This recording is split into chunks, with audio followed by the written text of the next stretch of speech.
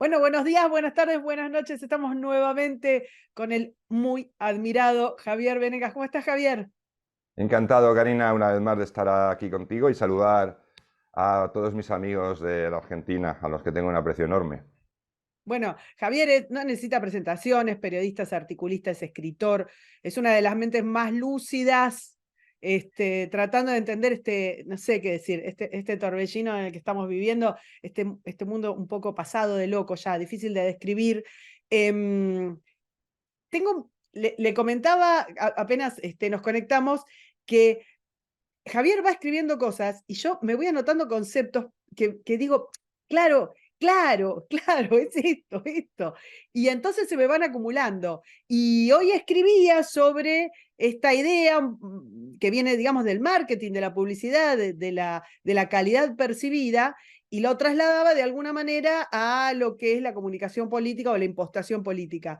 Eh, España está como Argentina en un proceso eleccionario. En realidad España iba a tenerlo un poco después que Argentina y de pronto, digamos, de la noche a la mañana le pusieron las elecciones, no lo dejaron ni dormir un Vivimos, poquito. vivimos en una campaña electoral interminable, permanente. Claro, Permanente. exactamente.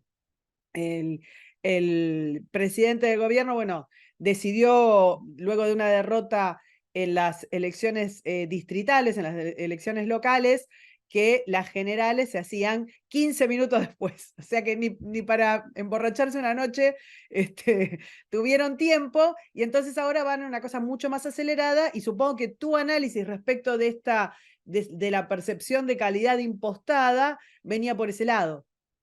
Sí, bueno, vamos a ver, va mucho más allá. Es decir, yo voy a intentar explicar muy brevemente que el concepto de calidad percibida es un concepto del marketing, ¿no? Es decir, que es muy importante, tiene muchísima literatura detrás, tiene bastante literatura detrás, tiene mucha investigación de psicología aplicada, tiene estudio de lo que es el consumidor, es decir, nos miran, nos analizan.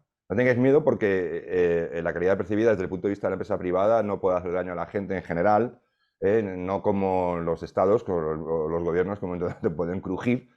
Y es muy interesante porque aquí surge en Europa, coge una gran relevancia, precisamente cuando los alemanes, ante la competencia japonesa a finales de los 80 y principios de los 90, pues están con el agua al cuello.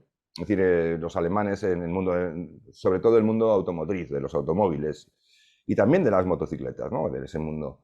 Y entonces no tienen tiempo, les han pillado durmiendo la siesta, les han pillado no haciendo las cosas suficientemente bien, no siendo muy competitivos, y entonces los pillan a calzón, como decimos aquí, a calzón bajado, ¿no? Con el pantalón caído, ¿no? El culo al aire. Y entonces dicen, no tenemos dinero, no tenemos músculo financiero como para recuperar el tiempo perdido, no tenemos tiempo, de hecho, porque ya es tan apremiante que estamos al borde del colapso, porque nos van a arrasar, ¿no? Y entonces dicen, no podemos competir en calidad objetiva. Es decir, ellos están perdiendo en calidad objetiva. Los otros eran mejores, los coches gastaban menos gasolina, eran más eficientes, se estropeaban menos, la gente pues los compraba, a pesar de los aranceles que les ponían, los compraba, claro. Eran mejores, simplemente. Y entonces no había tiempo para recuperar eso, ni tenían dinero. Entonces dijeron, ¿cómo hacemos esto? ¿Cómo salvamos el pellejo? Es lo que se llama mover el tablero. Si la partida no te va bien, porque las piedras están colocadas en unas posiciones endiabladas, pues lo que haces es mover el tablero, es desplazar el tablero hacia un lugar donde tú no estén las cosas tan mal y tengas tú incluso una pequeña ventaja. Entonces ellos movieron la idea objetiva de la calidad, de lo que funciona, de lo que no se estropea, a ese concepto marketingiano tan maravilloso que es la calidad percibida. ¿Qué es la calidad percibida, por ejemplo, en el mundo del automóvil? Pues por poner un ejemplo muy sencillo. Si algún término no lo usáis ahí, me corriges, No, no, Karina, para que estamos. la gente lo entienda. El salpicadero de un coche, es decir, el interior de un coche donde está el volante, los botones, los mandos y demás, el guarnecido, el acabado, si es gomoso, blandito y tiene un tacto suave, eso es calidad percibida. Si por el contrario, pues el fabricante ahí decide no gastar demasiado y es un plástico más duro, menos sutil, pues están perdiendo, digamos, calidad percibida. Es decir, los alemanes lo que dijeron es, nosotros no miréis mucho los motores, no miréis mucho nuestras fallas, miradlo bien la calidad percibida que os vamos a proporcionar. Tienen interior lujoso, confortable, todo maravilloso, pero no entres en más averiguaciones.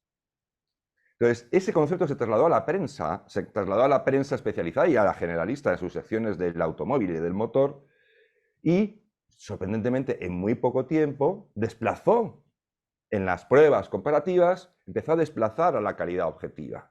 Es decir, ya que una marca fuera mucho más fiable que otra, más confiable según una medición objetiva, que es el número de incidencias que tienes con el automóvil, las veces que tienes que ir al taller, pues entonces empezaron a hablar de sensaciones, percepciones.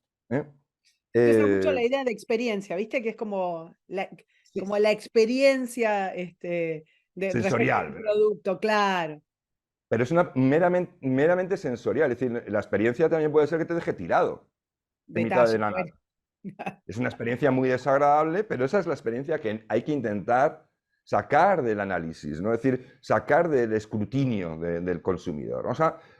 Entonces, estos artículos que daban una serie de datos ahí que eran los más o menos objetivos, pues al final esos datos empezaban a importar poco porque el artículo, el análisis, empezaba a hablar de sensaciones, de percepciones. Entonces era como una especie de romanticismo, algo muy romántico a propósito de un producto, que era lo que favorecía precisamente a los alemanes. Sin que, ni que decir tiene que en paralelo, para rematar la jugada, hicieron también la imposición de las mecánicas diésel, es decir, so pretexto de que los motores de gasolina emitían mucho CO2 y los vincularon directamente con el efecto de calentamiento global, efecto invernadero, ¿no? Que ahora Calentamiento. también están sacando.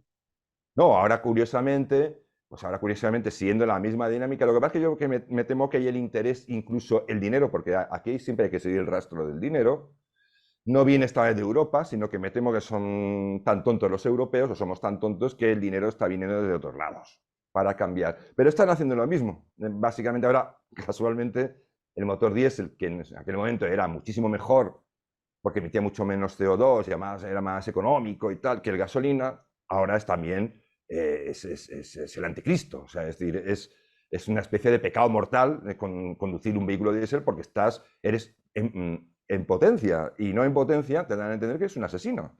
No, no, por supuesto. Mucho más que si tuvieras que subirte a un avión vos solo para cruzar y lo que gastás en ir a Davos. Pero bueno, Bueno, nuestro presidente del gobierno utiliza un avión que creo que está inscrito en las Fuerzas Armadas, pero es un jet de negocios, un business jet. Y bueno, él solo en un año, como no lo usa para todo, pues para todo, ¿eh? O sea, es decir, para ir aquí al lado.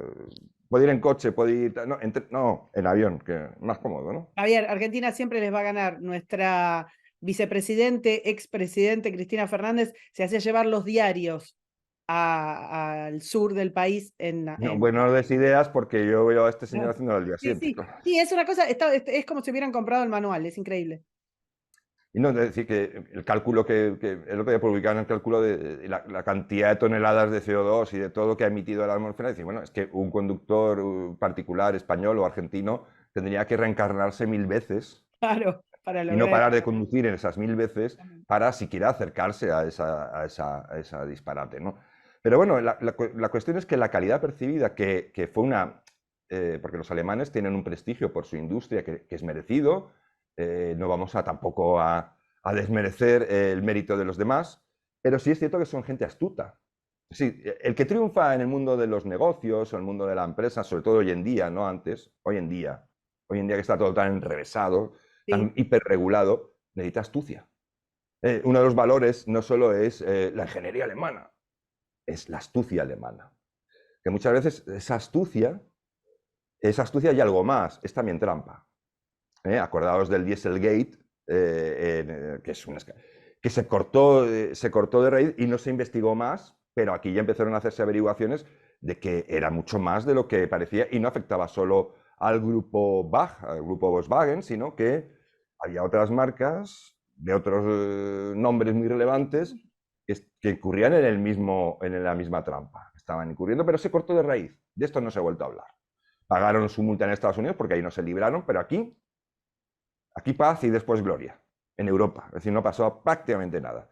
Quiero decir que está la trampa, todo lo que conlleva la calidad percibida es, en cierta manera, desplazar lo que es objetivo, la verdad, lo que es cierto, por lo que tú puedes manipular, por las sensaciones que tú puedes manipular, y haciendo también esa astucia, es trampa, y sobre todo lo más importante, que es un concepto que ha derivado, como es tan eficaz y como se ha demostrado tan estupendo, ha acabado acaparando, yo creo que en buena medida la política y también en buena medida la sociedad. Hablamos de una sociedad de la sociedad de la percepción, ¿no?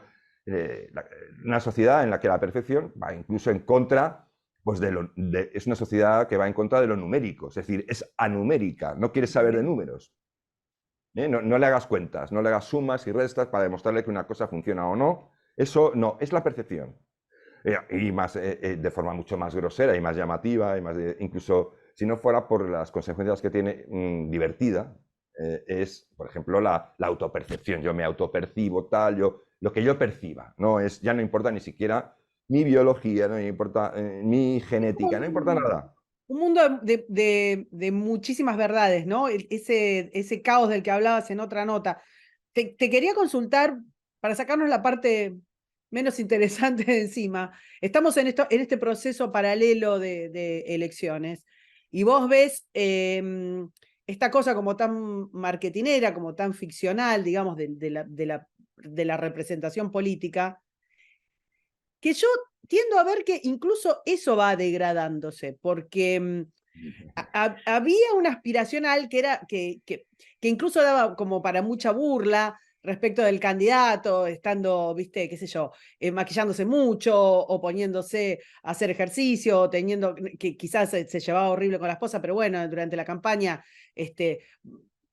trataba de mostrar una familia feliz y una casa que esté yo, todo en orden, el perrito y el pasto. Incluso eso me da la impresión de que se degradó. Y ya no importa, por lo menos en el caso de la región que me compete, tenemos presidentes del corte, bueno, Alberto Fernández, Boric, Castillo, Lula, o sea, bueno, ni hablar de Cristina Fernández, o sea, que ya no importa digamos, si son convictos o si han vivido toda la vida de arriba o si tienen una salud totalmente detonada, digamos, a causa de sus vicios y eso lo presentan públicamente en un acto y entonces no están del todo, digamos, del todo alineados los patitos de la cabeza, por ejemplo, cuando se presentan públicamente. Digo, parece que ni siquiera el aspiracional de calidad, de calidad percibida, ya tiene importancia, no es como, ya está, fue. Bueno, porque yo creo que cuando esta idea, de alguna manera, yo no digo que haya sido planificado, digo de alguna manera las cosas se propagan, se contagian y lo que Tal funciona cual. se acaba incorporando a otras cosas, ¿no? Yo creo que de alguna manera cuando esto se traslada ahí, lo que se traslada sobre todo es lo que consiguen, por ejemplo, muchas personas, no digo todas, pero muchas personas cuando compran, por ejemplo, un automóvil de una marca que llamamos premium,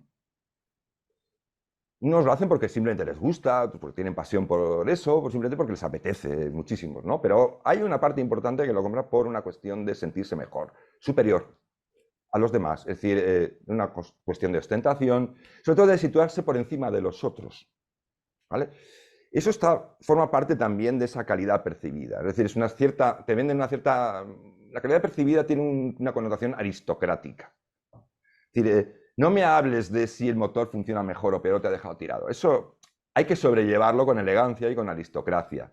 Un aristócrata no se queja de banalidades como esa. Un aristócrata lo que elige, lo que quiere es a vivir muy bien, es decir, ese lujo, esa ostentación, porque para eso es un aristócrata, para eso no es la masa. La masa es otra cosa. La masa se va a preocupar de lo que gasta, de si se avería o no, de si las puertas al cabo de un tiempo pues igual se te cae una ventanilla. Es decir, eso es cosa del vulgo, ¿no? El vulgo es muy pragmático, muy cutre, muy ordinario. En cambio, la aristocracia tiene que pasar por alto ese tipo de cosas y a valorar otras que son muchísimo más aspiracionales, ¿no? Y eso es lo que está entroncado, yo creo, con lo que tú denuncias. Es decir, cuando tú consigues que tú vendas algo a los demás que sea superior, salvar el planeta, por ejemplo, ¿no? Luchar contra el cambio climático, luchar contra el machismo, hacer que las personas no se sientan mal por ser gordas, por sentir que habitan en un cuerpo que no les corresponde, y todas esas causas tan estupendas y tan maravillosas que nadie puede ir contra ellas, porque claro, es ser una persona muy, muy mala. Cuando tú proporcionas eso, todo lo demás, ¿qué importa que este señor sea un delincuente? Si lo que él está, por lo que él pelea, es por todo aquello que te hace sentir bien. Es por aquello que tú, te va a proporcionar la causa que te va a situar por encima de los demás, te va a distinguir del resto. Es decir, de todo ese mundo que está en lo suyo, en intentando salir adelante, en prosperar si es posible, y claro, contamina y mata al planeta, y está en lo suyo y no se entera de nada porque es masa, es la masa que no es completamente insensible. ¿Eh? En cambio, tú has descubierto la gran causa que esta gente no entiende. Es decir, tú tienes la verdad, tú tienes la gran causa que te sitúa, te convierte en una aristocracia, un ciudadano aristócrata, ¿no? Es decir, entonces, cuando tú tienes eso, ¿qué más te da? ¿No ha pasado con el comunismo? ¿Por qué el nazismo está tan condenado y el comunismo sigue vigente? Como en Europa, por más que la Unión Europea haga amagos de que lo condena y demás, en España tenemos partidos comunistas perfectamente legítimos. Dice, es una ideología que ha matado tanto más que el nazismo y que seguirá posiblemente, si no se remedia y consigue el poder absoluto, seguirá haciendo lo mismo allá donde esté. ¿Y por qué no? ¿Por qué uno sí y el otro no?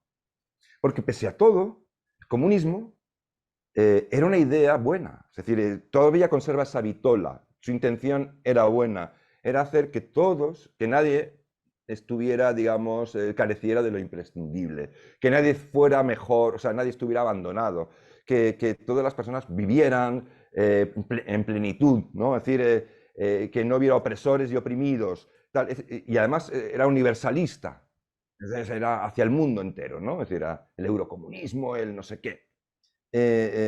Y entonces esa vitola, esa cosa que tiene, hace que sea vigente, que siga vigente, que no se pueda condenar. En cambio, el nazismo no era universal, era racista, tenía unas connotaciones bastante particulares, solo defendía a unos pocos, a los alemanes, a los arios, tenía una idea de dominio de los arios sobre todos los demás y lógicamente no era aglutinador, era excluyente. En cambio, el comunismo ha conservado esa aureola.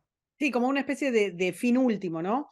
Eso es Y lo que eso da una también... impunidad, esa Claro, idea proporciona impunidad a los sí. que has citado. ¿Qué más dará que yo sea un mafioso? Acuérdate de aquel político brasileño que concurría para gobernador en algún lugar ahí en Brasil, que su campaña era roba pero hace.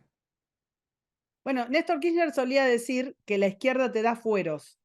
Y esa fue la razón, nunca tuvo ninguna inclinación en particular, sobre todo para aquellos organismos de derechos humanos que inundó con fondos y que fueron los más corruptos de la historia, pero como esto que decías vos, como tenían la pátina del fin último tan glorioso, hay una cosa sobre la que venís hablando mucho desde hace un tiempo, no sé si influido por este tan vertiginoso proceso electoral, que tiene que ver con ese bipartidismo que se transforma en última instancia digamos, en la única condición de la campaña, ¿no? Nosotros lo tenemos muy vívido eso, pero se puede ver en cualquier lugar del mundo, porque ya casi no hay diferencias respecto de la polarización de las sociedades y el votar para que no gane el otro,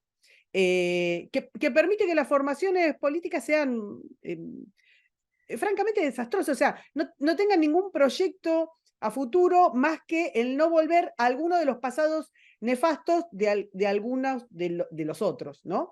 Y esto es casi paralelo. Es que, claro, es decir, hay una cosa que es importante, y lo escribe un buen amigo mío, un gran intelectual aquí, que es José Luis González Quirós, en un libro estupendo, se llama La virtud de la política. Es decir, hemos banalizado la política. Lo que vemos no es política. Es decir, lo que usted ve cuando, yo qué sé, debate Pepito con fulanito y se empiezan a faltar unos a otros, empiezan a lanzarse acusaciones y empiezan a poner de relieve la cosa más espantosa que ha hecho el otro, eso no es política. Eso es otra cosa. La política es muy complicada, la política es muy difícil. Gobernar un país, y algunos como España especialmente, es muy difícil. Es muy difícil. Pues, hay países pequeñitos que se gobiernan más o menos bien, que son muy homogéneos. Por ejemplo, Suecia, de lo que cabe, bueno, ahora ya menos, con la inmigración masiva que parecen, ya tienen bastantes problemas. Pero bueno, Finlandia, son países que ponemos a veces de referentes, son países muy homogéneos, muy pequeñitos, con muchas cosas y con muchas historias, tal, no digo que no, pero no tiene nada que ver, por ejemplo, con España. España es un país que de norte a sur tiene unos contrastes brutales. Y entonces gobernar es muy difícil. Y gobernar es un arte. El gobernar requiere, a pesar de también la ambición del gobernante, del político, que hay que considerar legítima, pero requiere unas cualidades, un trabajo, un conocimiento, un asesoramiento extraordinarios. Es decir, hacer política no es ninguna broma. ¿Qué tenemos? Gente que no hace política. ¿Por qué? Porque no sabe de política. ¿Cuál es la salida para el que no sabe lo que es la política? Lo compleja que es, lo difícil que es, el trabajo que requiere, la importancia que tiene, porque es un arte noble la política, debería serlo, o sea, entendida así es muy noble, ¿no? Porque la política básicamente hoy en día es intentar gobernarnos de la mejor manera posible, llegar a acuerdos y sobre todo no acabar llegando a las manos, y que exista convivencia en la sociedad, ¿no? O sea, que fíjate tú si es noble. Pero esta gente no lo entiende, no lo sabe, no lo practica y nos está ofreciendo una cosa que no tiene que ver. Es decir, a mí, ¿de qué me sirve? ¿De qué me sirve? Tenemos una serie de problemas que son acuciantes, la inflación, el no sé qué, en fin, una cantidad de cosas tremendas. ¿Y de qué me sirve a mí que usted quede por encima de otro insultándolo? O que le haya pillado en una cagadita y entonces lo ponga usted en redes y se monte ahí un buen festival a propósito de la estupidez que ha cometido el otro. ¿De qué me sirve que usted humille al otro o que le intente humillar al otro a usted? ¿Qué tiene que ver eso con la resolución de los problemas? ¿Qué tiene que ver eso con hacer política? No tiene nada que ver. Nos han acostumbrado a que eso sea la política. Eso no es la política, eso es un show. Claro, el que no sabe, el que no tiene un gobierno en la sombra antes de suceder a otro presidente, porque el concepto de gobierno en la sombra no es siniestro, es un concepto bastante limpio, que consiste en que cuando gobierna, hay un gobierno que no es el tuyo y está haciendo cosas que consideras que están mal hechas y que hace falta cambiar muchas cosas, antes de cambiarlo, durante la legislatura que está el otro, te dedicas a construir tu propio gobierno en la sombra. Es decir, hacer Preparar, un es lo plan, básico, prepararte, claro, exactamente. buscar a las personas, asesorarte, hablar con unos y con otros. No hablar con lo que llaman agentes sociales, que es una impostura. No, si quieres saber qué pasa con la economía, tendrás que hablar con los empresarios de verdad. Los grandes y los pequeños y los medianos. Tendrás que buscar la forma de contactar con ellos y que te cuenten dónde les aprieta el zapato. ¿Qué problemas tienen? ¿Qué se puede hacer para que esos problemas no les asfixien? ¿Qué regulaciones están mortificándolos innecesariamente? O con la gente, con las personas comunes, oiga, ¿qué problema? Pues mire, yo tengo un problema del transporte que ustedes ahora no puedo usar el coche para todas las ciudades porque han hecho una serie de leyes que me impiden utilizar mi coche porque es un poco viejo, y entonces, claro, por lo visto, si monto en él, soy una especie de delincuente y eso condiciona a millones de personas que no pueden acudir a sus trabajos de forma normal y tienen que dedicar al transporte, en el transporte público, al cabo del año, pues meses, un mes prácticamente entero de su vida simplemente en desplazarse. Este tipo de cosas es un gobierno en la sombra. Fíjate si es difícil, porque hay que hablar con la gente. Y no solo hablar con la gente, sino coger el punto exacto, la medida exacta, porque no puedes satisfacer a todos. Tienes que buscar un punto de equilibrio, lo mejor posible. Y eso es hacer política. Eso es saber. Esta gente no sabe de economía, no sabe nada de economía. Si no, no seguirían imprimiendo papel como si no hubiera un mañana, porque saben que eso es el desastre, ¿no? Eso es si no, no harían muchas cosas porque son desastrosas. Y de hecho no las harían si fueran mínimamente inteligentes, porque incluso pueden ir contra ellos en medio plazo, ¿no? Igual ahora mismo necesitan imprimir 1.000 millones de pesos para salir del atolladero, pero mañana eso presiona tanto a las familias que al final te van a echar, te van a dar una patada en el culo y te van a echar de la Casa Rosada, ¿no? Se llama así. Y esto es así. Entonces, eso es la política. Y aquí en el mundo actual, la política poca. Pura reyerza, pura marrulla. Lo que dices tú, advertir el voto útil. O sea, cuando tienes que Claro. recurrir al voto útil, es que entonces está todo muy mal. No hay cosa más triste. ni más vergonzosa que el voto útil. Es Tenemos porque no otra tiene cosa nada que ofrecer. que también se ve mucho en España, que es que un voto es función, o sea, cuando algún voto no responde al bipartidismo, representa una funcionalidad para el contrario, que es Claro. estar, digamos, eternamente en el atolladero, pero además es tan ficcional como que de alguna manera, en algún momento, algunos de los partidos que terminan, digamos, constituyendo el bipartidismo, también surgieron de algún desprendimiento. Digo, Bueno, es decir, el Partido Popular, que es el partido, se supone, conservador aquí, pero bueno, ya adelanto a los argentinos para que no se confundan, es básicamente ya un partido socialdemócrata. sí, sí. Socialdemócrata de los suyos, o sea, es decir, también hay que decirlo, como todos los partidos, que en realidad los partidos parece que persiguen más sus propios intereses, que es lo que desconcierta mucho al votante, ¿no? No puedo votar porque es que no puedo votar a ninguno. Y eso que comentas tú, ese desplazamiento que tienen los partidos, esa conducta del voto útil, pues, como decías tú, pues surgen, ellos en el momento habían surgido de otro partido. Bueno, pues Partido Popular, como te digo, surgió de un partido, primero, en buena medida, de un partido que se llama Alianza Popular, que se refundó. Pero también, cuando desapareció el primer partido del centro de derecha que había en España, que era la UCD, que surgió en la transición, que fue el primer partido prácticamente y ganó las primeras elecciones, surgen de ahí muchas personas que nutren el Partido Popular. Es decir, y el Partido Socialista como tal no tiene una continuidad con el Partido Socialista de antes de la Guerra Civil en España. Se recrea y se reinventa, porque prácticamente había desaparecido, solo existía el Partido Comunista. Es decir, es evidente que ese argumento pues, tiene muy poco recorrido, o debería tener poco recorrido. La cuestión está en que al final juegan con el miedo de las personas, es decir, con el temor, más que el miedo, el temor a que si divido el voto sigan gobernando los que son Que no tan me gusta, peligrosos. claro. Claro, entonces es muy triste que al final las personas tengan que ir a votar, como decimos aquí, tapándose la nariz, Es que acá por, también se dice. Es así. por el voto útil, ¿no? Es decir, simplemente qué entusiasmo y qué esperanza puede proyectar en la sociedad el hecho de votar simplemente porque no queda más remedio. ¿Y qué es lo No que me... te da después en el posterior? Porque vos podés ganar con esa triquiñuela. De hecho, es lo que viene pasando en casi todo Occidente. Se vota por el mal menor, se vota para que no gane el otro. Eso te genera digamos, una nula expectativa respecto del mejoramiento y una nula legitimidad del que gana, porque el que gana no es algo que vos querías porque te pareció, no sé, alguna propuesta renovadora, luminosa, interesante, no sé, sino sencillamente por el miedo de que no gane el otro. Eso también viene haciendo otra tendencia que es realmente muy clara, que es el permanente decrecimiento de nuestro ordenamiento democrático como un valor.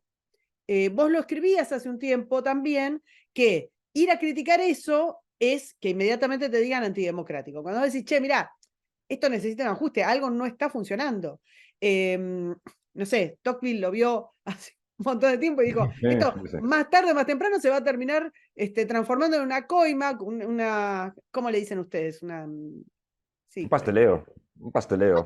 al votante, o sea, en la Sí, medida sí, en que sigan un creciendo los estados. trilerismo político, es una engañifa, es manejar el voto, es decir, sobre todo hay conductas que ya lo es, ¿no? Mis votos, ¿no? O mis votantes. Claro, No, perdona, es decir, ningún político puede decir eso. Es que se han dado cuenta, te das cuenta de cómo hasta se pervienten hasta las formas y el lenguaje, es decir, ¿cómo que tus votos? Los votos no son de nadie, es decir, el voto es del elector, siempre. Siempre. Ningún partido puede decir mis votos. No, no. Son de los electores, te los han prestado. Los tienes ahí prestados. fíjate qué loco eso, que hasta cuando quedan después dos candidatos en el balotaje, los que quedaron fuera tienen la soberbia de indicar qué es lo que deberían votar aquellos que los votaron en primera instancia, ¿entendés? Claro, O sea, claro, claro. eso de que un candidato se transforme en elector, ¿qué significa? No, ¿tú te refieres al votáis mal? No, Este famoso. eso Eso es increíble, vamos. Sino Bueno, que, ponele, no sé, el que no llega a un balotaje, el que no llega, entonces dice, bueno, él como que apoya a alguno de los dos candidatos. Como que esos votos que había obtenido, que no llegaron al balotaje, que no le alcanzaron, los redirige hacia alguno de los dos candidatos, ¿entendés? O sea, es Sí, como sí, sí, es la sí, sí, sí. posesión absoluta del votante. Bueno, hombre, ahí depende cómo lo haga. Hay quien normalmente con elegancia dice mi recomendación. Si no es. Lo único que quienes desvirtúan a veces esos movimientos, que dentro de lo que cabe pueden ser más o menos razonables, por ejemplo, elecciones a dos vueltas, ¿no? Por ejemplo, para Claro. elegir un presidente de una república y tal. Cuando la cosa está muy empatada, pues lógicamente es malo que el sistema se quede inmóvil y se quede enquistado sin solución de continuidad. No es bueno, o sea, eso tampoco es bueno. Entonces, normalmente el que ha perdido, el tercero en discordia, pues para desbloquear la situación, redirige o recomienda a uno de los dos que quedan en liza. Bueno, bien. El problema son los medios de comunicación que empiezan a utilizar unas expresiones y una forma de informar de esta situación, pues que sí, efectivamente se convierte en una desvirtuación completa. Los votos de Paquito. ¿Cómo que los votos de Paquito? O sea, los votos de Paquito, Paquito no tiene ningún voto. Es decir, hay señores, hay personas, ciudadanos que votan y votan un día a este y mañana igual le votan al otro. Es decir, aquí, por ejemplo, el Partido Popular tiene mucha propensión, que es un partido supuestamente moderado, a hablar de sus votos. Y es una cosa que ya indica algo que funciona mal. Te está indicando algo que funciona terriblemente mal. Primero es la falta de respeto hacia el votante, pero que ya se da en automático, ya es que no se dan ni cuenta. Entonces, lo segundo es el hecho de considerar que ese partido o cualquier otro, simplemente tiene un derecho heredado. Claro. Es decir, que el espacio que ocupa es suyo, que nadie se lo puede disputar. Ya no te hablo de disputar al adversario que es de izquierdas o socialista, no. Dentro de ese espacio es suyo.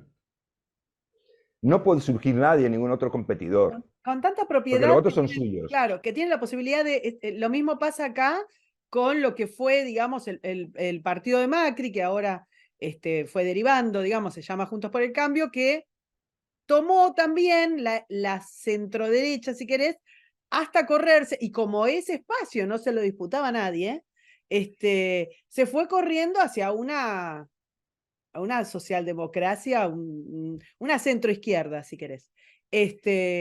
Pero también con el mismo mecanismo que lleva a otro concepto que tiene que ver con ¿para qué votamos? ¿No? ¿Qué significa sacar al sanchismo? ¿Qué significa sacar al kirchnerismo? Porque nosotros tuvimos en el momento, digamos, que se terminó el tercer gobierno kirchnerista y tuvimos el periodo del gobierno de Macri, una cosa que es, no vuelven más, ya está. Los corrimos, siguieron haciendo más o menos lo mismo, digamos, con algunos matices, obviamente, no son iguales, más o menos lo mismo, y los otros volvieron, obviamente, peor.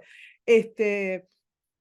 Pero es que no hay una modificación de fondo, no hay otra visión de lo que es nuestro ordenamiento, otra visión de lo que es el rol del Estado u otra visión respecto de lo que es la vida de las personas, sino una de me toca, esta como Sí, lo que alternancia, llamamos aquí no la alternativa, sino la alternancia. tal cual, es esa la palabra. El turnismo que llamábamos hace muchos años en el siglo XIX, aquí se llamaba el turnismo.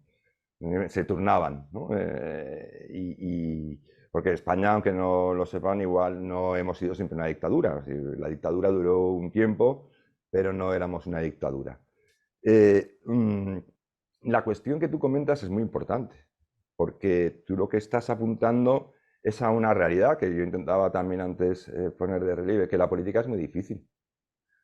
Hacer política es muy difícil, entonces, claro, puedes vender muchos ideales, puedes vender muchas cosas muy bonitas, pero a la hora de la verdad hacer política es terriblemente, endiabladamente difícil y hay que saber y hay que estar, bueno, tener un equipo estupendo y tener, no sé si a los mejores, pero hay gente bastante capacitada. Y sobre todo, a ser posible, con una cualidad importante, que sean buenas personas o que no sean demasiado malas personas. Porque a veces cuando hablamos del gobierno de los mejores, hablamos de intelectualmente y tal, pero es que a veces las personas, la inteligencia no es garantía de decencia. No, ¿Mm? tal cual. Es decir, Es una es persona que puede no ser muy estás inteligente y teniendo los muy números, malvada. estás teniendo Entonces, cada vez peores. en todas las tragedias de Shakespeare, los malos no son unos zotes, son gente de una erudición y de un verbo y de una inteligencia sublime, ¿no? Son demonios, pero muy ilustrados, muy gente con una capacidad intelectual extraordinaria, ¿no? Son los mejores en ese aspecto, ¿no? Claro. Entonces, el problema es que hacer política es muy difícil. O sea, cuando un país tiene graves problemas, sobre todo de muy larga trayectoria, que están enquistados, ¿no? A los cuales han generado también, pues como tú sabrás, pues una serie de dependencias de muchos ciudadanos, ¿no? Que es difícil mover las cosas de su sitio porque estás molestando a mucha gente. Entonces, cuando esto es así, hacer política es muy difícil, entonces, pues es mejor no tocarlo. Lo que hace el político piensa, ¿para qué? O sea, curiosamente dice el político, dice, ¿para qué me voy a meter en política? No, no, vamos a meternos en líos. Vamos a dejar más a una manita de pintura, vamos a, en el mejor de los casos, vamos a intentar arreglar un poco, digamos que el techo se está hundiendo, pero bueno, vamos a arreglar un poco la escayola que lo embellece, ¿no? Es decir, para que no se vea tanto. Y esa es la conducta. ¿Y qué ocurre también en la selección adversa de los partidos? Cada vez están los peores. La política, para el que de verdad tiene una cierta entidad y una cierta aspiración y, bueno, pues no necesita tampoco la política para que le vayan bien las cosas, pues entrar en ese mundo, en lo que se ha convertido ese mundo, pues no le atrae en absoluto. Solo están los peores en todos los aspectos, los desgarramantas que decimos aquí, ¿no? Los más sinvergüenzas. Y entonces, claro, se junta la complejidad y la dificultad de gobernar y de hacer política con que están los más zotes y los más sinvergüenzas, y claro, tenemos la mezcla perfecta, la mezcla explosiva. ¿No ves esta deriva de crecimiento del Estado enorme que nunca paró, qué sé yo, desde antes de la mitad del siglo pasado, y que a esta altura ya es casi indesmontable? Es muy complejo. En mi país la cantidad de gente que depende del Estado es mucho más que la que no. Eh, ¿Cómo podría un político agarrar y decirle, bueno, pero es que escuchen, la solución es que todos ustedes se queden sin esta cobertura, sin esta especie de tutor eterno? Y estoy hablando de ayudas, de subsidios, de planes sociales, de jubilaciones. Aquí tenemos, por ejemplo, jubilaciones por invalidez como si hubiéramos atravesado, no sé, una guerra argentina contra toda la galaxia, estadísticamente imposible.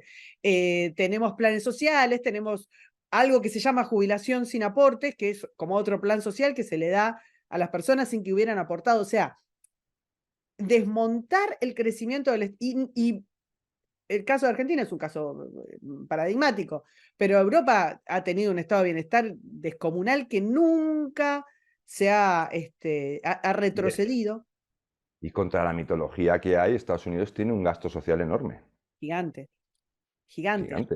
Es decir, en términos absolutos, claro, porque su economía es la más grande del mundo, pero en términos absolutos es el mayor gasto social del mundo. No, no, por No hay supuesto. nadie que pueda equiparar el gasto social norteamericano. Y lo que Ahora, tenés en desde el el punto corto periodo, bueno, Obama y Biden, eso creció. Entonces, esa dependencia no la desarticulás.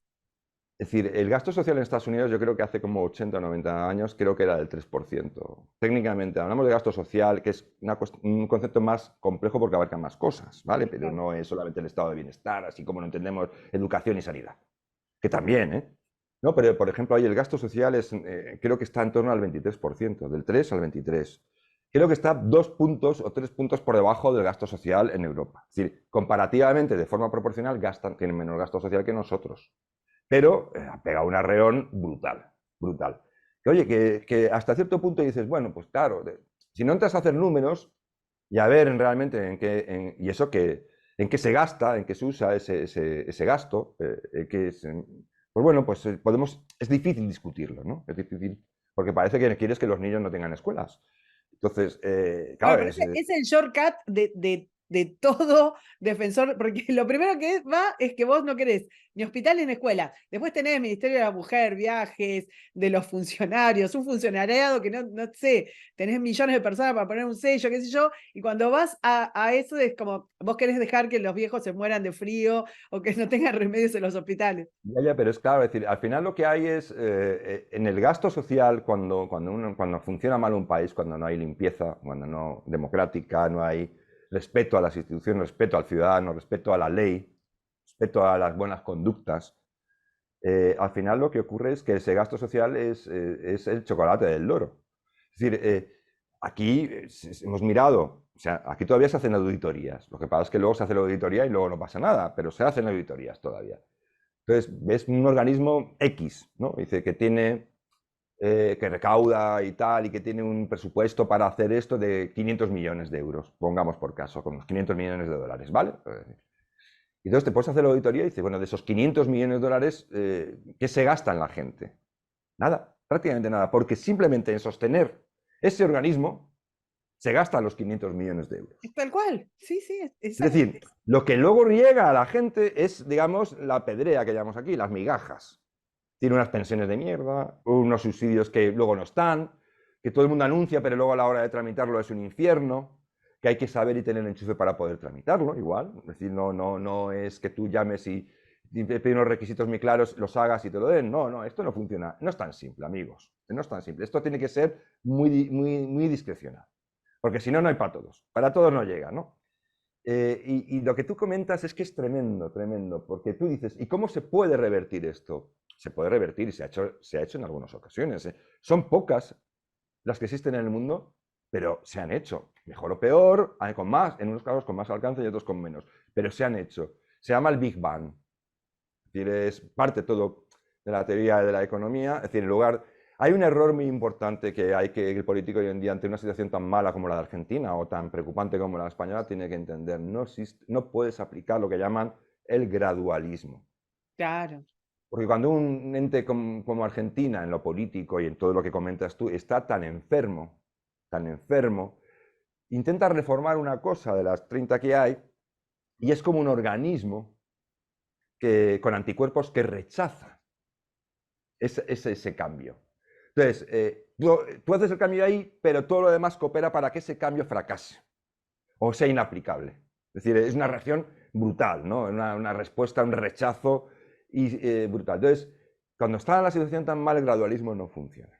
Existe el Big Bang. El Big Bang es tener un plan, aplicarlo los primeros 100 días y agarrarte los machos, porque te van a caer chuzos de punta durante unos meses. Te van a caer de todo. Va a la calle Barder, va a llegar el fin del mundo, en fin, los sindicatos van a declararte la guerra, Sí, sí, va a todo. haber huelgas, va a haber la mundial, se va a montar la mundial.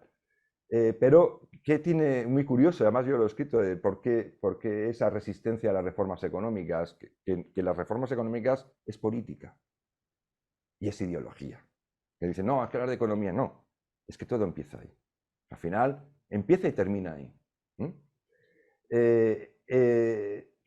¿Por qué son tan complicadas? Porque ocurre eso. Tú haces una reforma importante y vas a molestar a mucha gente. Y los vas a tener en contra. Y esos a su vez vas a buscar a sus aliados porque los aliados van a decir, el siguiente soy yo. Claro, por supuesto. Entonces vamos a movernos todos ahora. Lo que pasa es que ahí Eh, tenés lo que hablábamos al principio de la calidad del político y de las condiciones del político. Un periodista argentino que vive actualmente en Uruguay, Eduardo Gasparré, suele decir, bueno, el líder es el que te lleva por el desierto, no el que te regala cosas, el que te hace hacer aquello claro. que no tenés ganas. Ocurre mucho hablando de la percepción, me hace gracia esto, y perdón, es un poco desbarre, pero es como el sentimiento, ¿no? Hoy en día sentir algo por alguien. Es decir, es esto, es decir, la gente solo quiere querer a aquellos que les quieren incondicionalmente y no les provocan ningún tipo de problema, no les molestan en nada, nunca les defraudan, por supuesto. Eso no es querer a nadie. Es decir, el sentimiento, como en la política, no es eso. Vivir, estar en el mundo es estar en el mundo. Es decir, no puedes decir, no, del mundo no me gusta esto y hay que quitarlo. No, perdona, es que vivir con lo bueno y con lo malo, amigo. Si no, no puedes vivir. Métete en una burbuja y ya veremos si la burbuja resiste. O es como decir, me gusta montar en moto, pero no me gusta caerme. Claro, no, no, por Perdona, supuesto. montar en moto conlleva posiblemente caerse. Entonces, lo importante es que te guste lo suficiente como para que lo sigas haciendo, ¿no? La política, y volviendo a ese tema, es que esto es muy importante porque es entender la realidad de la vida, por eso volvemos a la calidad percibida. No, la vida no es percepción solo, la vida tiene realidades, por más que digamos que son subjetivas y cada uno lo percibe de una manera. No, no, perdona, cuando llueve te mojas. No podemos discutir que la nieve es blanca. Es decir, no podemos decir que cuando no tienes dinero es difícil salir adelante. No es una cuestión de percepción, es una realidad. No podemos decir que si hay violencia y hay inseguridad y mucha delincuencia en las calles, es peligroso salir a pasear. Y no es que tú lo percibes así, no, son datos, están ahí, y hay tantos robos, tantos homicidios, y esto no se puede ocultar. Entonces, hay que llegar a un punto en el que cuando decíamos lo de las reformas, es muy divertido, es muy curioso y muy interesante, porque cuando alguien hace unas reformas que molestan a mucha gente, pero son buenas reformas, resulta que esos mismos que se han molestado y a los que durante un tiempo les has dejado un poco en el alero, se benefician de ellas al final. Son beneficiados. Es decir, cuando la gente percibe que las cosas al final funcionan, al final las acepta. Pero tienen que verlo y tienen que sufrirlo. Y esa es una sociedad en la que no quiere que la molesten, no quiere sufrir, no quiere averiguar, no quiere probar, no quiere mejorar. ¿Por qué lleva riesgos? Y lleva Llevas mucho tiempo vos explicando esta condición de infantilidad de la sociedad, ¿no? Una, no tener ninguna, ninguna piedra en el camino. Y ninguna es ninguna en el ámbito de las relaciones interpersonales, ninguna en la cuestión de la educación, ninguna, o sea, nada que te incomode. Lo cual genera además que no aprendas cómo manejarte en la vida a posteriori. Y toda esta sensación de enorme frustración y de enorme ofensa ante cualquier cosa, incluyendo la existencia del otro. Te voy a saltar para algo, escribiste hace un tiempo sobre feminismo, pero en realidad no estabas escribiendo absolutamente sobre feminismo, sino sobre esta condición de no verdad, autopercepción y caos. Y decías, bueno, todo esto al final lleva a una especie de arbitrariedad. Recién hablabas de la autopercepción. Hace poquísimos días, no sé si lo viste, un glosario que publicó la Universidad Johns Hopkins describía a la palabra lesbiana. Entonces, fue súper interesante. Entonces, bueno, describía que era un hombre gay y decía, bueno, un hombre gay es una persona, un varón, un hombre que se siente atraído por otro hombre. Y cuando describía lesbiana era un no hombre que se sentía atraído por otro no hombre. Este, bueno, nada, se armó terrible. Normal, normal, porque es que eso, en fin, decir, ¿y por qué te metes tú a definir lo que es una lesbiana? Pero si la gente, si el pueblo, el común, sabe muy bien que es una... No hace falta que se la definas. No, no, absolutamente. Bueno, pero es porque hay una necesidad también de manejar todo lo que tiene que ver con el campo simbólico. No estoy hablando de cualquier lugar, estoy hablando de la Universidad de Johns Hopkins. Estamos hablando de uno de los centros de estudios relativos a la biología más importantes del mundo. O Ya, pero sea, así están las cosas. Es decir, hace tiempo que este tipo de universidades, lógicamente, están tomadas por gente que tiene unas ideas pues, determinadas. Es decir, de hecho, los que tienen una inteligencia de verdad, pues al final, antes era muy normal que los más inteligentes recalaran, continuaran y luego se quedaran como profesores en esas universidades, algunos de ellos. Hoy en día los que no comparten ese tipo de fantasías ya no hacen eso porque lógicamente es un ambiente que les expulsa, ¿no? Entonces, esto es otra selección adversa, es decir, estás expulsando la variedad de personas con más conocimiento, con más capacidad y menos tonta, por así decirlo, que dicen menos memeces, y la estás expulsando y se quedan los memos a decir memeces. Y, entonces, bueno, la gente no necesita que le digas que es una lesbiana, ni un homosexual, ni lo que es una mamá, ni lo que es un papá, ni lo que es, yo qué sé, un drag queen. Es decir, la gente sabe lo que es eso ya. Es decir, si no necesita un manual para operar, es decir, lo sabe. La gente sabe todo. Me recuerda muchísimo, no me acuerdo el nombre, Urduac, creo que era un activista negro, de raza negra, norteamericano hace mucho tiempo, que escribía, entonces daba un discurso, hablaba, porque los negros y tal. Entonces, claro, cuando termina el discurso llegan todos sus discípulos, sus fans más allegados y dicen, pero ¿cómo utilizas la palabra negro, tío? O sea, pero te has vuelto loco. Es decir, la palabra, la no war que le llaman allí, ¿no? Es una palabra tabú. Y entonces dice, vamos a ver, confundís los nombres con las cosas. Es decir, eso es una actitud infantil. Es decir, las cosas no son un nombre, las cosas son. Y da igual que el nombre que le pongas, porque mientras el otro entienda que esto es así, y que un gay es un gay, una lesbiana es lesbiana, lo puedes llamar no hombre. Es decir, confundir que tú puedes cambiar la realidad a través de los nombres es una de las estupideces más grandes. Aunque en la derecha se creen que la realidad se puede cambiar cambiando los nombres, que no, señor. Yo te pongo un ejemplo y ya termino. Cuando la Primera Guerra Mundial hubo muchísima gente mutilada, ¿no? Muchos mutilados, ¿no? Y se les llamaba minusválidos. Eran minusválidos, ¿no? Es decir, eran personas minusválidas, ¿no? Y claro, con nuestra sensibilidad más moderna, pues claro, llamarles minusválidos, pues es ofensivo y tal. Y entonces se les cambió el nombre. Personas discapacitadas. Y bueno, inmediatamente la gente discapacitado, pero bueno, la gente sigue asociando, sigue distinguiendo lo que es un minusválido, un discapacitado o lo que sea, sabe en qué consiste. No, le da que igual de el hecho ahora nombre. no puedes decir más discapacitado y son capacidades diferentes. No, es que ahora llegamos al extremo de que ya no, también eso resulta molesto y ofensivo, entonces, personas con capacidades distintas. Pero vamos a ver, es que entonces nos engloba a todos. Ya un discapacitado somos todos, porque todos tenemos capacidades diferentes al otro. Bueno, Pero la gente no, lo que hace es que la gente, cambiando los nombres y cambiando los nombres a las cosas, lo único que hace es que la gente les complica la comunicación. Pero la gente sigue teniendo muy claro que es que, sí, lo único que hace es que sea difícil hablar, cada vez más difícil. claro. Vos en un momento decías, bueno, estás minando todas aquellas instituciones que de alguna manera representaban la excelencia o el progreso o el desarrollo, ¿no? Entonces, si la política la envileces, si los estudios superiores los envileces, si el lenguaje lo envileces, si la cultura la envileces, bueno, finalmente, ¿qué es lo que pasa qué es esta cosa de qué es lo que pasa con nuestro ordenamiento? Porque de todo corazón, si votar a nadie más le importa o votan contra otro y después no confían en eso.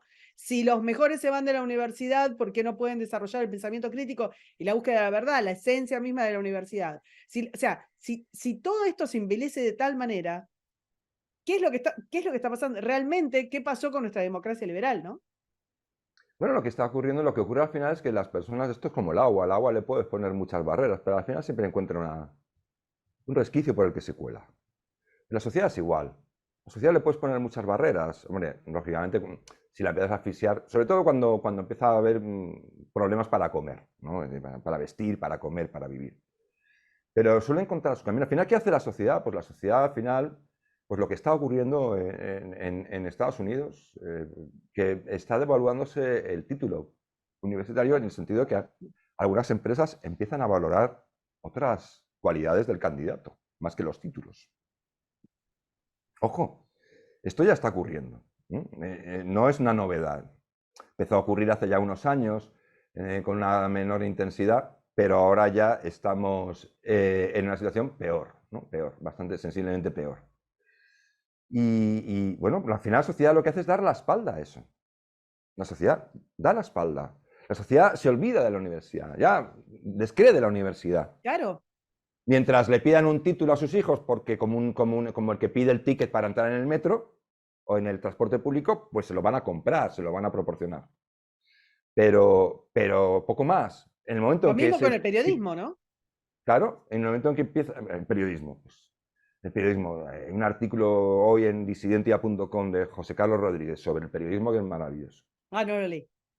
Tienes que leerlo, es espléndido, es decir, al final le da, pero un periodista, lo va que es muy culto, claro, no es un periodista al uso, es sorprendentemente culto y preparado, ¿no? Y bueno, pues eso quiere decir que la sociedad al final se divorcia de todo eso. La sociedad acaba viviendo al margen de eso. Es algo que ocurre inevitablemente. No le puedes llevar a la gente al límite de lo creíble. La gente no hay ninguna sociedad que pueda vivir de forma indefinida en la mentira, por decirlo. Sistemática, en todo. Ninguna sociedad puede vivir ahí. Ninguna. Pero tenemos un, no sé cómo llamarlo, movimiento, ideología que se llama woke, que de pronto en muy poquito tiempo, pero muy poquitito tiempo, 2 o 3 años, arrasó con un montón de cuestiones de sentido. Y por más que le digamos, está bien, esto es una pavada porque lo es, este caso de decir no mujer, perdón, no varón, o sea, negar una palabra como si esa palabra fuera tan lacerante, negar la gordura, y entonces estamos hablando de pronto una enfermedad que puede ser dañina y que necesita tratamiento, no puede ser nombrada porque eso es ofensivo, y así tenés un montón de cosas que tienen que ver con poner como elección aquello que profundamente habíamos llegado, digamos, a otro tipo de consensos, de pronto existe. Existe y ha modificado muchas cosas. Ha modificado, por ejemplo, el derecho penal. Sí, sí, el problema es que se traslada a las leyes. Lo que pasa es que yo estoy convencido de que en el futuro se hablará de esta época como una especie de déjà vu, como diciendo, madre mía, nuestros abuelos, es como el movimiento de la psicodelia en los 60, 70, ¿no? Es decir, pues cosas que se quedan los hippies, los miras y dices, madre mía, qué locos estaban, ¿no?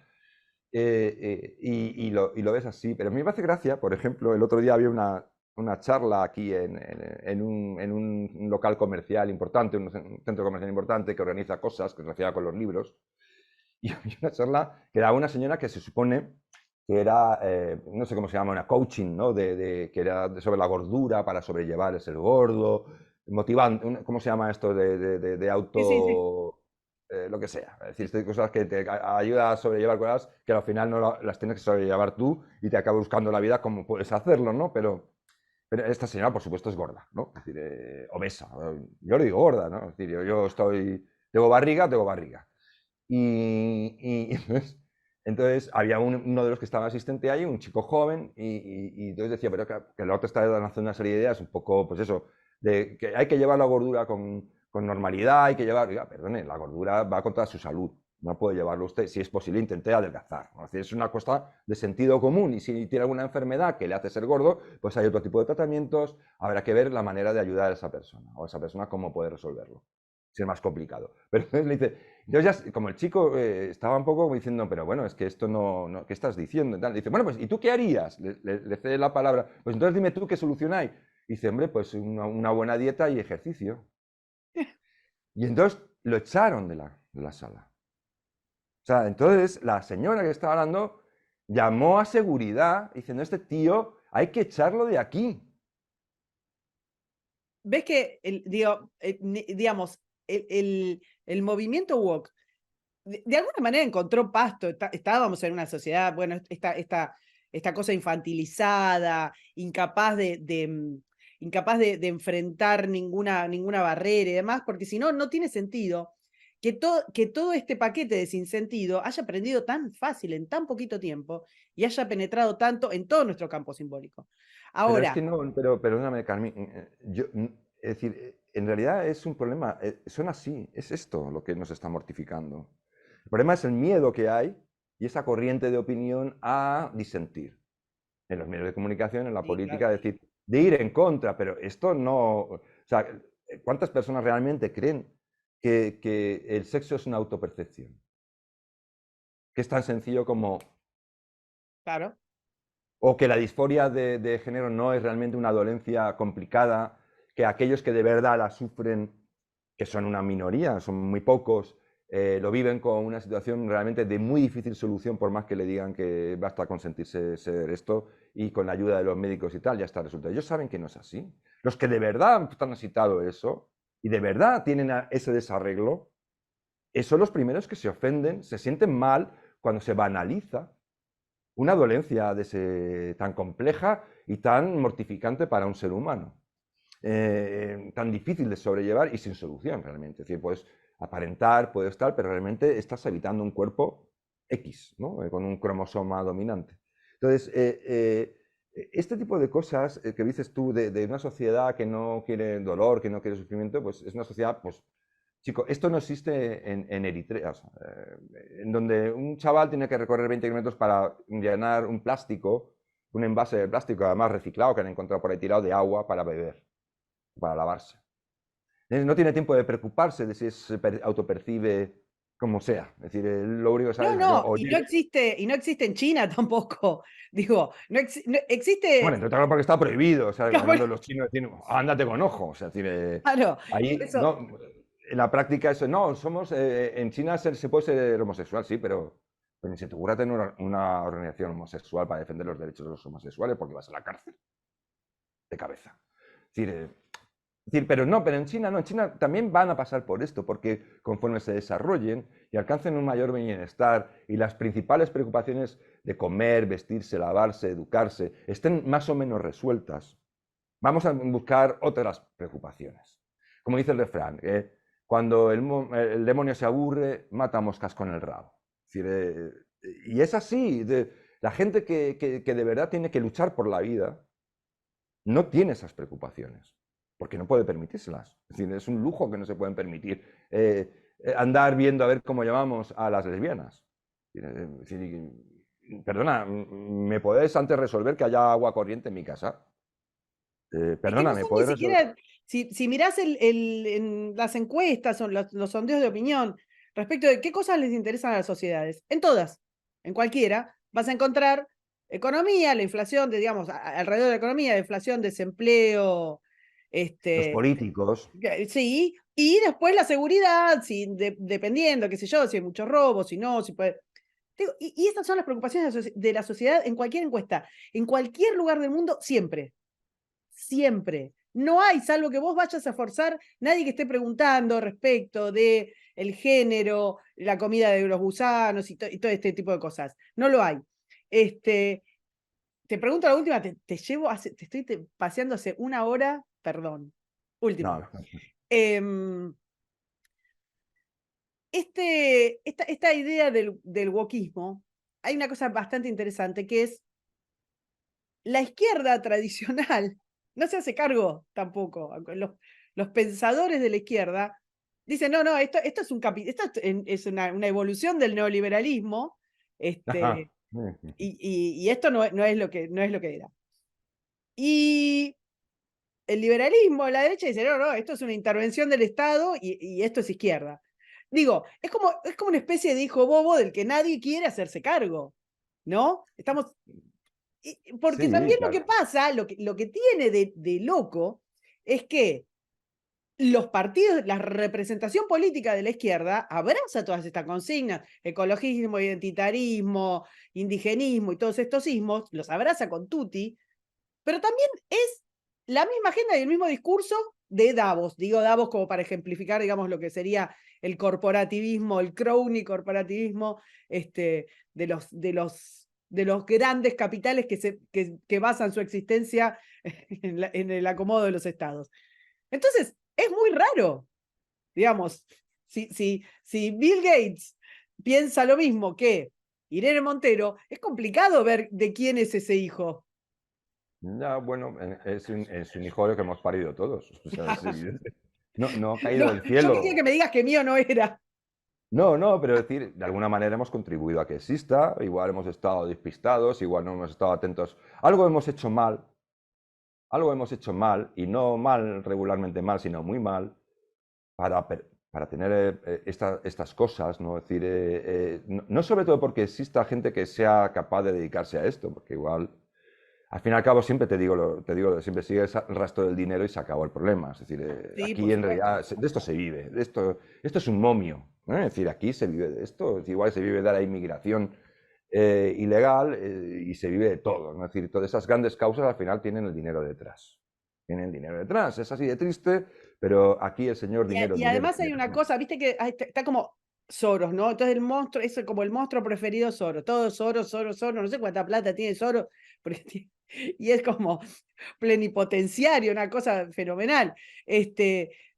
La plata posta de esto, la plata real del wokismo, de esta locura, es la de los estados. No es de la gente, Claro, de los que pagan, exacto, del común exactamente. O sea, toda el la guita que pueda dinero. tener Soros es así, al lado pero de los millones que nos roban a todos permanentemente para sostener esto. Aquí en España están todo el día advirtiendo de un empresario que tenemos, de una empresa que se llama Zara y que la izquierda la tiene enfilada, y otra que se llama Mercadona. Son grandes empresas de aquí y las tienen enfiladas. Y dicen, no, porque tienen este dinero y pueden gastar este dinero en hacer esto y pueden gastar. Vamos a ver, son una auténtica broma al lado del poder del Estado español.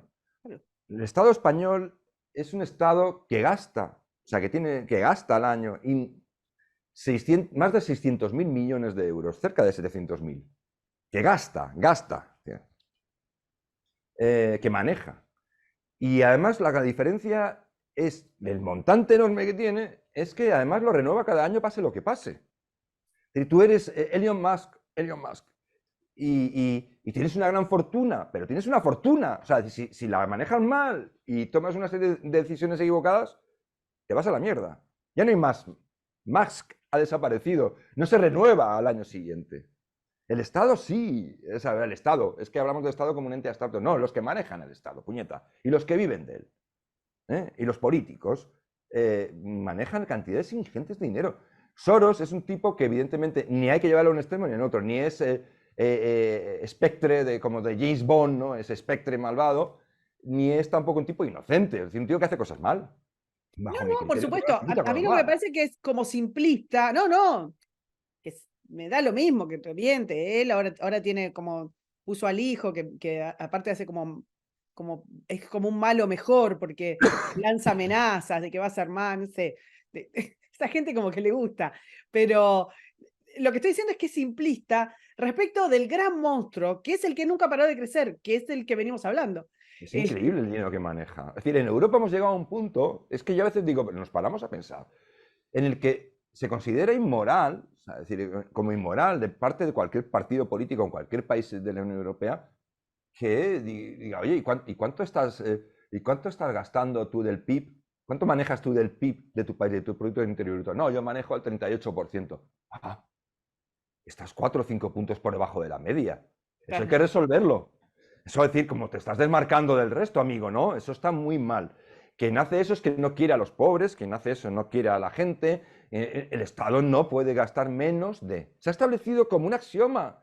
Yo pregunto, siempre le lanzo la misma pregunta. Demuéstrame usted empíricamente por qué un Estado tiene que apropiarse de casi de la mitad de la riqueza de todas las personas que viven en ese país. Y perseguir a aquellos estados que no lo hacen, porque esa es la otra. Exacto. Es Esa es decir, la hay otra, que como la buscar base del impuesto a las sociedades, como, o sea, Exacto, ¿cómo llaman eso? Esta fiscal, ¿no? La sincronía fiscal, o claro, tal dicen cual. armonía fiscal, ¿no? Oye, perdona, no, competencia fiscal a destajo. Sí, porque yo me voy a donde considere no solo que me cobran menos impuestos, sino que en función de lo que me cobran me atienden mejor. Es que también hay que ver eso, es decir, es la eficiencia, buscar la eficiencia. No es decir al Estado, no tengas dinero, no. Si esa no es el quid de la cuestión, hombre, estaría bien que le quitáramos bastante dinero, pero el kit de la cuestión es la eficiencia. Es mirar, oye, con este dinero que estás haciendo, ¿cuáles son los resultados? ¿Cómo lo manejas? Es decir, porque la educación, básicamente, mejor educación es gastar más. No, señor, es gastar mejor. Aquí gastamos mucho en educación y cada vez peor. Sí, Y cada vez exacto. gastamos más. Y cada vez peor. En Estados Unidos ya llega un punto que ocurre lo mismo. Gastan mucho en educación, muchísimo. Y cada vez es peor la educación allí también. Sobre todo Pero, a nivel de pero perdón, bachillerato. Argentina gasta una cantidad enorme del PBI de educación. Y lo que hay que mirar es decir, bueno, estamos a puertas en educación. ¿Y cuál es el resultado? Esa es mirar eso. Es decir, no hay que, te llega, ¿no? Un turbo liberal que quiere que tú no estudies. No, perdona, yo al revés. Ya que se paga la educación pública, lo que quiero es que el tío que recibe educación pública salga de ahí hecho un crack. Porque esa es la idea. Ese es el bien que le queremos hacer. No que le demos un título con un sello puesto que luego le mande al paro, al desempleo. ¿De qué le sirve? Que un burócrata le selle o un director, un rector le selle un papel, un título Y si luego se va a decir, eres biólogo, qué bien, hijo, nuestro hijo es biólogo, y acaba trabajando en Burger King o McDonald's, ¿no? Poniendo hamburguesas. ¿De qué sirve eso? Entonces, es mirar que las cosas funcionen. Es decir, tú pagas a tu hijo algo o tú pones una lavadora nueva en casa, hombre, y lo que esperas es que la lave bien, ¿no? Es decir, si a los 2 días la lavadora empieza a perder agua y la ropa se Pero le echa un se perdió pisto, mucho, se perdió mucho esa relación con el fin último de lo que vendría a ser un Estado, ¿no? eso es ser buena, Eso que eso ustedes es un... llaman turbo liberal, yo me siento bastante identificado con eso. El que no quiero el Estado más que para que maneje un poco de plata, muchísimo menos de lo que maneja ahora, en administrar algunas cosas en común, los caminos, la salud, la justicia, un poco más, la seguridad. Digo, y ya está, no quiero que hagan planes. No quiero que piensen por mí, no quiero que me cambien la vida, no quiero que el político haga nada por mí. Hay, para cerrar y no molestarte más, después otro día te agarro y te pregunto de todas las cosas que me Cuando quedaron en el quieras, tintero. Karina, yo sabes que contigo encantado. Este, le ves, no te voy a decir salida, es como un compromiso, pero ¿le ves algo, una especie de, no sé qué decirte, de esperanza, de madero al que abrazarse en todo este torbellino? Bueno, sí, sí, claro que lo veo. Claro que lo veo. Es decir, sí, lo primero que hay que pensar es que nada es imposible y que al poder o al que ocupa el poder lo que le interesa siempre es pues eso que decía, ¿no? Creo, no sé si era de Graciano, pero es una frase que siempre me ha gustado. Dice que si quiere reducir un hombre a la nada, convéncele de la inutilidad de todo cuanto haga. Es decir, no nos pueden convencer de que todo es inútil, porque eso es lo que muchos pueden querer. Los que quieren manejar el cotarro quieren convencernos de que nosotros no pintamos nada, de que no, esto está decidido, las cartas están echadas y que mandan los que mandan. No, por eso es un madero, pero el madero somos nosotros, es decir, el madero es cada uno de nosotros. Nosotros no podemos venir a esperar que venga un salvador, tenemos que parirlo nosotros en todo caso. Tenemos que animarlo nosotros, tenemos que apoyarlo nosotros, tenemos que criticarlo nosotros, vigilarlo nosotros, y tenemos que hacer las cosas nosotros. Es que la cuestión es que ahora que todo está así como tan revuelto, nos esperamos que venga alguien y nos salve. Claro, es que esto es de traca. Es decir, hemos dejado que todo llegue a un punto un poco tan loco que estamos asustados. Y cuando nos hemos dejado llevar hasta el punto de la locura, entonces decimos, no, y ahora que baje alguien del cielo y nos salve. Es el rizar el rizo de la locura. Exacto. Es decir, no, amigo, si quieres que cambie, remángate. Si quieres que cambie, empieza a tomar las pequeñas decisiones que tú tomas, empieza a tomarlas con un mejor criterio. Y a pensar que como eres anónimo comparado con la gente famosa, los políticos, y nadie se fija en ti, puedes hacer lo que quieras, que nadie se va a enterar. No, no, perdona, es que la suma agregada de este cachondeo de dejación de responsabilidad de tantísimas personas, esa suma agregada de irresponsabilidades, es lo que permite que ocurran estas cosas. Tú decías, el Estado, quiero que tenga menos dinero, pero es lo primero que hay que pensar. Yo no voy en contra del Estado, yo no soy un turbo liberal de esos que dice que pone de ejemplo como sociedad perfecta un país que en realidad es una especie de plataforma petrolífera en medio del mar que la habitan 4 personas. Yo no soy un zumbao. Es decir, no, pero sí pienso una cosa que es de pura lógica. Es decir, si hay tanta gente con ambiciones, si hay tanta gente que últimamente no tiene escrúpulos, si hay tanta gente que lo único que le importa es sisar, llegar a toda costa, trepar, llevárselo crudo, tal. Oye, ¿no será ahí quizá una mala idea tener un Estado que gasta 670.000 millones de euros al año? ¿No será una especie de incentivo horriblemente perverso que atraiga a todo tipo de delincuencia, de guante blanco o de corbata, a robar allí? Quizá no sería buena idea reducir un poco ese incentivo perverso para que no sea tan atractivo y que el que vaya a la función pública o a la política lo haga porque realmente tiene ambiciones y oye que es legítimo y quiere llegar a ser una persona importante, pero quiere servir a la gente, quiere hacer algo bueno por su país, no salvar el mundo. Es decir, si tú no eres capaz de arreglar la inflación, ¿cómo vas a salvar el planeta del Ah, apocalipsis? si no son capaces de prever 2 meses vista y están planificando cuál va a ser la temperatura en el 2050, perdón.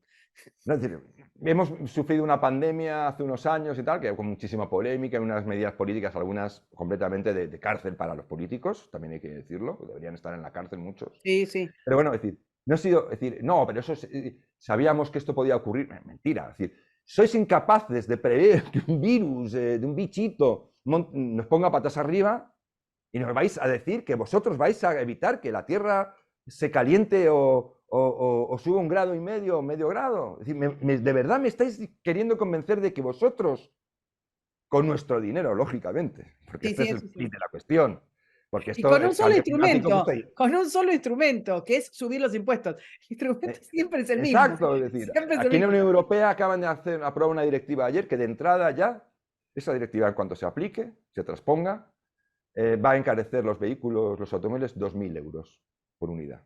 2.000 euros. Entonces, es decir, vamos a salvar el planeta, pero con tu dinero. Lo importante aquí es el dinero. Es que vamos a dejarnos de tonterías. Es decir, cuando un político de izquierdas empieza a decir cosas y tal, al final tú, me da igual el Petro, el que venga, ¿eh? Tú al final míralo cómo vive. Mírale su patrimonio.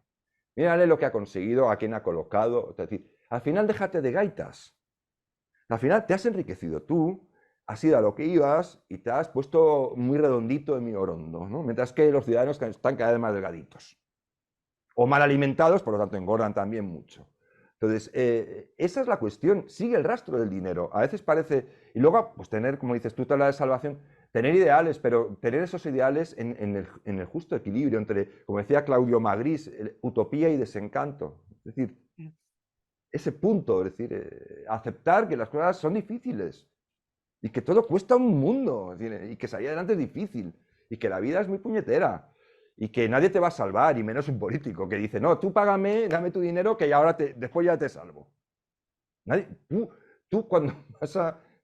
¿Tú te imaginas que alguien se comprara un coche o cualquier cosa de valor que requerirá una inversión importante a un señor que le empieza a prometer el moro y dice, bueno, y al final le dice, bueno, pero tú págame el coche ahora, que yo te lo daré dentro de 10 años. Claro, Es exactamente. decir, ¿tú le pagarías a ese señor? No, entonces, tú vas a pagar a un político que te promete que va a salvar el mundo dentro de 15 años, 20. Siempre, al final siempre se mueve la fecha, porque claro, esto consiste en que no acabe nunca, ¿no? El mundo se iba a acabar desde hace 40 años. Hace no sé cuántos, creo que hace casi medio siglo que se tenía que haber acabado el oro, el platino, el estaño, el cobre. Todo eso se pronosticó en centros muy importantes. Sí, que se iban a hundir una cantidad de islas y que iba a ser muchísimo frío y los glaciares y los osos polares. Y aquí estamos. Evidentemente, hay un cambio climático en el sentido de que está aumentando la temperatura, sí. Sí, posiblemente sí, parece ser que sí. ¿Cuánto va a aumentar? No, vamos a morir todos. No, eso no es verdad. No va a morir usted ni hoy ni dentro de 10 años. Tranquilos. De verdad, que no le engañen, no le asusten a la gente. No va a morir nadie. Va a morir de forma natural o por La algún... esencia misma de lo que vos hablabas antes de los autos, y lo cierto es que siempre que dejaron a los humanos inventar y solucionar, mejoraron. Por Y supuesto. el problema es dirigirlo del Estado. Vamos a, de nuevo, los autos no contaminan lo mismo que contaminaban cuando se inventaron, ni las fábricas contaminan lo mismo, digamos, es que es así, es que, es Es que, que la riqueza y el crecer, eso que ahora están en contra del crecimiento es que es económico, así, es que es exactamente, una tendencia de largo plazo que también ya se citan en los años 90 y anteriormente incluso, es decir, hay periodistas muy importantes entonces que lo advierten que está vendiendo en las universidades en Estados Unidos la idea del crecimiento como si fuera un bien moral, como una cuestión moral importantísima y muy buena, ¿no? Si no hay crecimiento, no hay salvación. Para todo hace falta dinero. Para ser eficientes hace falta crecimiento económico. Si no creces, no eres más eficiente. Hoy se hace lo mismo con digo la décima parte, yo creo que es bastante menos energía y recursos que hace 30 años. no deja de Y ser esa es llamativo que, la teoría, la tónica dominante. no deja de ser llamativo que por primera vez somos una cantidad enorme de gente y por primera vez producimos todo el alimento que se necesita. Y Todo. sobra, y sobra. Claro, o sea, es que realmente los humanos somos maravillosos. El tema es que y lo dejo para la próxima y me va a encantar. Me lo voy a anotar porque me interesa mucho hablar con vos esto. Esta agenda de Habría- crecimiento, este adanismo, Eso ¿no? es muy importante esto, sí. Que es esta vuelta al pasado, a una especie de Arcadia de algún tipo. Lo tiene la izquierda, por supuesto, pero lo tiene también la derecha. Y ese era un tema que vos habías hablado en una crítica a un libro que se conoció bastante más en España, pero que era una especie de añoranza del costumbrismo, De que la la derecha también familia. tiene, ¿no? Que es como volver a una serie de cosas y no se puede volver para atrás, no hay forma de volver para atrás, no Y va a además que pasar, no es incompatible conservar determinadas cosas con seguir hacia adelante. Es que eso es tal era. cual. Occidente siempre ha sido eso. Occidente no ha sido una ruptura de nada. Estamos ahora mismo en un Occidente loco porque pretende romper. Y precisamente lo que ha hecho grande, a lo que nos ha permitido llegar a donde hemos llegado, ha sido esa continuidad. Es decir, Occidente ha sido el espíritu crítico, pero no para acabar con el pasado, sino para conservar las cosas, para reverenciar, como hacían los griegos, el conocimiento de sus ancestros, que no son sospechosos de ser ultra nada, los griegos eran gente que bastante moderna para entonces, y pues proyectarte hacia el futuro incorporando cosas nuevas que se demuestren que son buenas o que son útiles, que están validadas, y poco a poco pues desechando cosas obsoletas. Ese ha sido el discurrir de Occidente. Ahora no, es decir, no todo el pasado fue malo y hay que ir hacia un mundo distinto, un nuevo hombre, a la Pero es Polinesia, que no volvamos vas a la hacia un Polinesia. mundo, es notable, no vas hacia un mundo hacia adelante. Cualquier, digamos, en todo el espectro ideológico, vas hacia un mundo dorado hacia atrás. Cualquiera Sí, hacia atrás. y además hacia un infierno.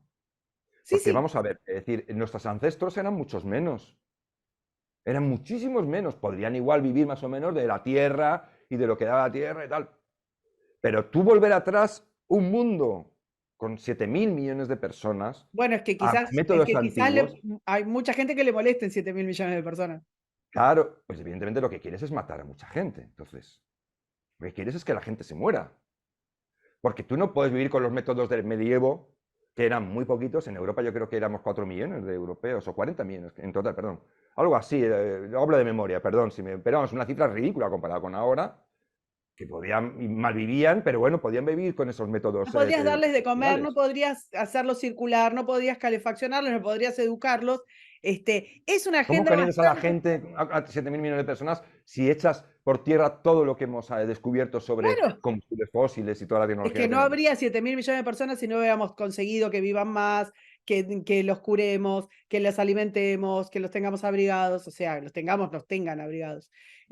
Sería buenísimo. La próxima, si tenés ganas, hablamos de eso. Bueno, sí, encantado, Muchísimas, es un tema apasionante. muchísimas gracias, Javier, por este tiempo. Siempre es un placer hablar con vos. A ti, Karina, y un saludo muy afectuoso a mis amigos y hermanos argentinos, a los que sigo muy cerca y les deseo mucha suerte, que la necesitáis también vosotros. Sí, por supuesto que sí. Chau, chau. Suscríbete, me gustealo, compartilo y nos vemos en la próxima. Muchas gracias.